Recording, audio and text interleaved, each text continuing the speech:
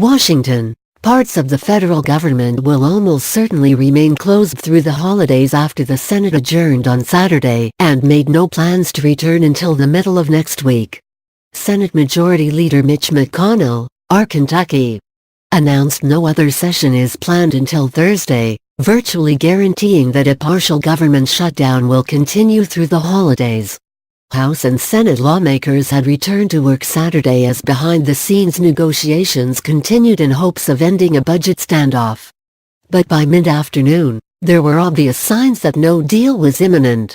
Late Saturday, the White House announced that President Donald Trump had canceled an end-of-the-year trip to southern Florida and would remain in Washington over the holidays.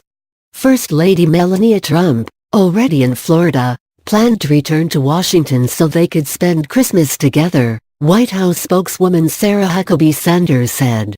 With the first day of the shutdown underway, Trump tweeted on Saturday that he was having lunch with a large group about border security, but it was mostly with supporters within Congress. The White House later released the list of attendees, including Vice President Mike Pence and GOP Senators Richard Shelby of Alabama, Lindsey Graham of South Carolina and Mike Lee of Utah. Republican reps: Mark Meadows of North Carolina, Jim Jordan of Ohio, Matt Gaetz of Florida and Andy Biggs of Arizona, all members of the hardline House Freedom Caucus, also were expected to attend. No Democratic lawmakers were on the list. Parts of the federal government shut down Saturday, for the third time this year, after a last-ditch effort by Republicans and Democrats failed to resolve a budget stalemate.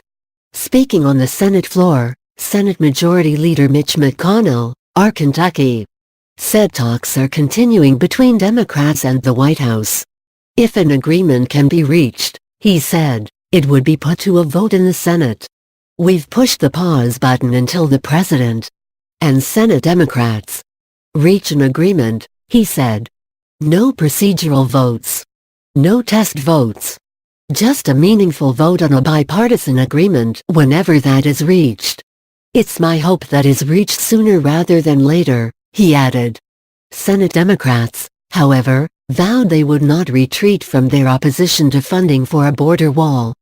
President Trump, if you want to open the government, you must abandon the wall, plain and simple, Senate Minority Leader Chuck Schumer, D-N.Y, said from the Senate floor.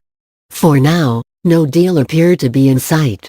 What is certain is that 9 federal departments and several smaller agencies ran out of funding at midnight Friday, requiring them to close their doors, and put more than 380,000 federal workers on furlough and force another 420,000 employees to work without pay.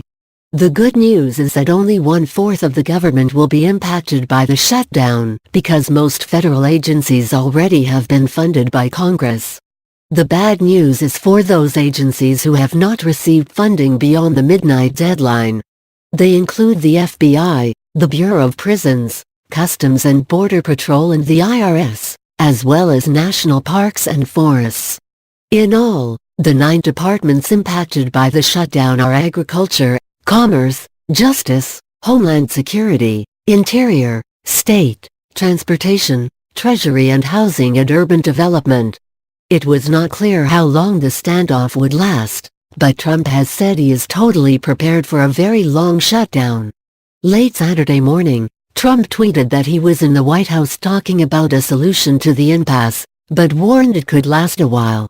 We are negotiating with the Democrats on desperately needed border security, gangs, drugs, human trafficking more, but it could be a long stay, Trump tweeted. Trump also complained about news coverage of the shutdown, as well as his decision to pull U.S. troops out of Syria. On Friday, Trump sought to place the blame for the shutdown on Democrats, who refused to go along with his demand for $5 billion to build a wall along the nation's southern border. The Democrats now own the shutdown. He tweeted, marking a reversal from a week ago when he boasted that he'd be proud to shut down the government and would accept the blame. You will not get your wall, Schumer shot back.